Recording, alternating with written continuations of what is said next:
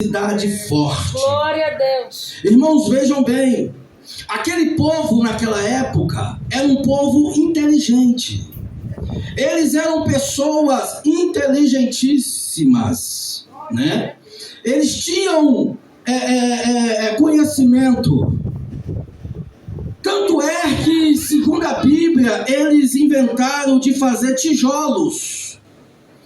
Porque através dos tijolos eles iriam construir cidades. Na concepção deles, seria uma cidade forte. E ainda mais, irmãos, eles queriam fazer, vamos dizer assim, um tope para poder chegar até o trono de Deus. Olha a ideia do povo. Olha a imaginação daquelas pessoas. Eles queriam fazer um tipo de construção que chegaria agora até o trono de Deus. Aleluia, louvado seja o nome do Senhor. E um falava para o outro: vinde e edifiquemos uma cidade forte. E ali eles se mobilizaram para poder ali construir aquela cidade forte. Ali, irmãos, foi no meio de uma força-tarefa. Creio eu que cada um fazia um pouco.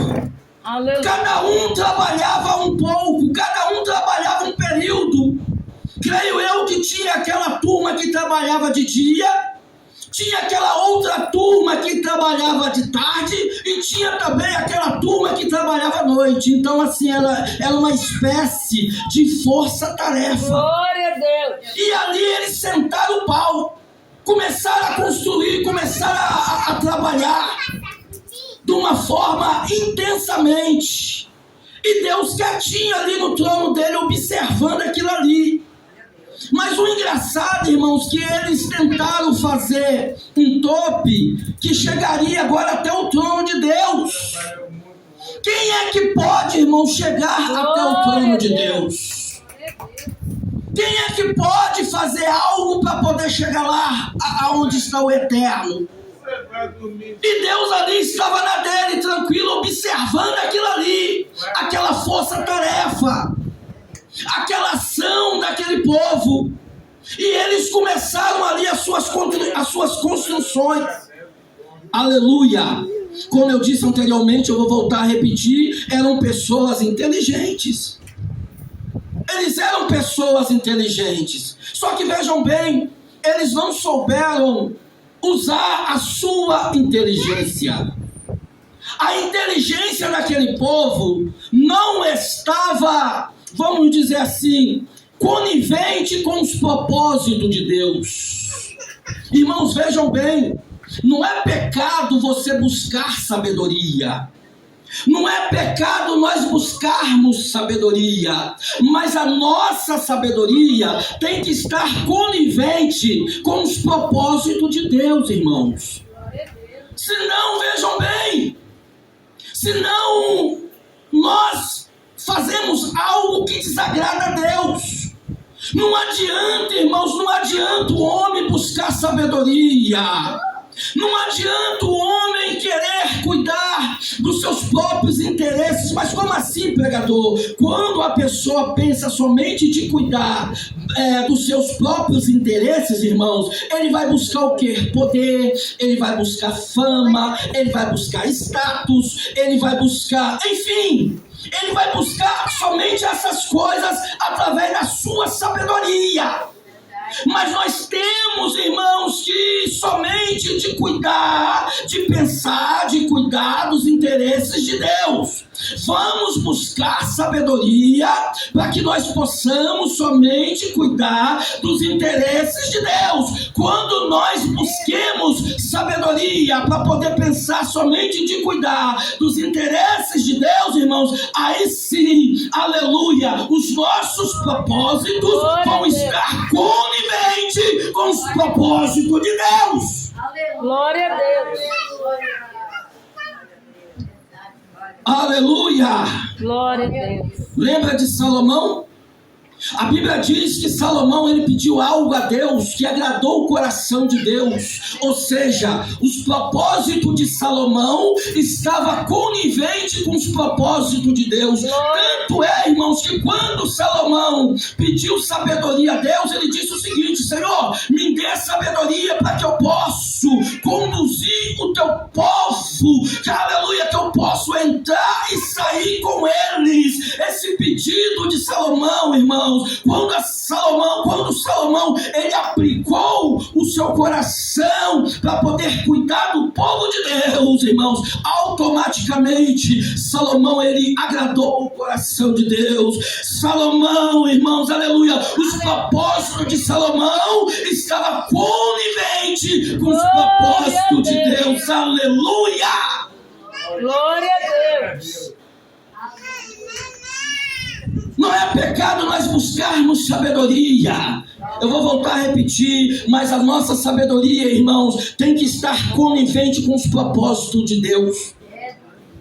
Quando a sua sabedoria está conivente com os propósitos de Deus, você está mostrando um certo interesse de cuidar, não dos seus próprios interesses, mas você está mostrando para Deus que você quer cuidar dos interesses Glória de Deus. a Deus. Obrigado, Jesus.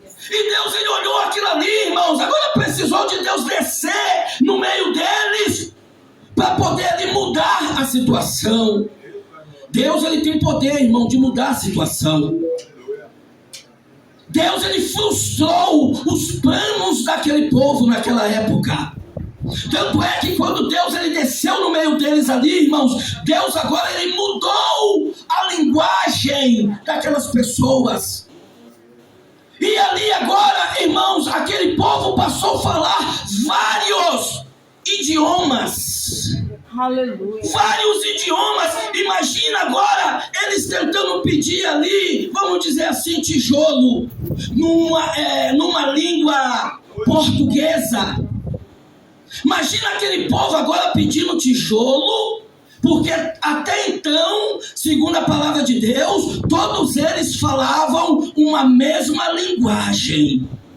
Então todos podiam entender o outro, porque eles falavam de uma mesma linguagem. Mas quando Deus ele desceu para poder mudar a situação, segundo a palavra de Deus, irmãos, agora imagina aquelas pessoas, um pedindo tijolo para o outro numa língua portuguesa. Imagina um pedindo, vamos dizer assim, cimento para o outro numa língua espanhola. Imagina um pedindo para o outro areia numa língua italiana. Imagina um pedindo para o outro ferragem numa língua alemã. É Deus. Então Deus ele conseguiu paralisar o povo. Deus ele conseguiu frustrar o plano daquelas pessoas. Aleluia. Você sabe por que Deus ele conseguiu frustrar os planos daquelas pessoas naquela época? Porque o cuidado deles, o interesse deles não estava conivente com os, aleluia, com os interesses de Deus. O cuidado, os interesses daquele povo naquela época não estava conivente, aleluia, com os propósitos de Deus. E precisou de Deus agora, irmãos, frustrar os planos daquelas pessoas, paralisando, confundindo a linguagem daquelas pessoas. Aleluia. Sabe o que Deus está falando aqui? Já estou terminando. Sabe o que Deus está falando aqui nessa noite, irmãos? Saiba você pedir. A Bíblia diz: pedis e não recebeis, porque pediu mal. Como que está sendo o seu pedido? Como que está sendo os seus propósitos? Será que os seus propósitos estão sendo coniventes com os propósitos de Deus? Porque se os seus propósitos estiverem coniventes com os propósitos de Deus, você pode ter certeza, você terá resposta. Você terá resposta de Deus. Glória a Deus. Amém. Salomão, irmãos, Deus não deu somente riqueza, sabedoria, Salomão não. Deus deu riqueza, Deus deu sabedoria. Enfim, irmãos, Deus ele engrandeceu Salomão, porque os propósitos de Salomão estavam sendo conivente com os propósitos de Deus. Glória a Deus. Saiba pedir. Como eu disse, eu vou voltar a repetir. Não é pecado nós buscarmos sabedoria, claro que não. Mas aonde está sendo aplicada a sua sabedoria?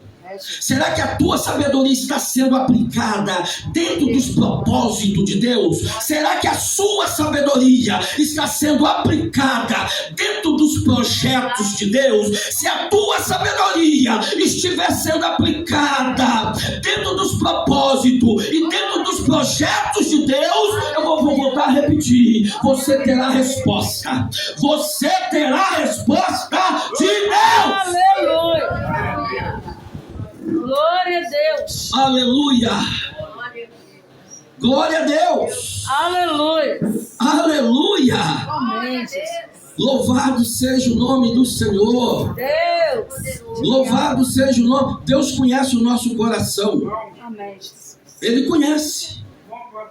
Deus, ele conhece o teu coração, varão. Ele conhece a intenção do nosso coração, não adianta. Quantas pessoas, irmãos, vou voltar a repetir, já estou finalizando. Quantas pessoas que buscam sabedoria para poder cuidar dos seus próprios interesses, buscando poder, buscando fama, buscando status, buscando influência no meio da sociedade, enfim. Aleluia.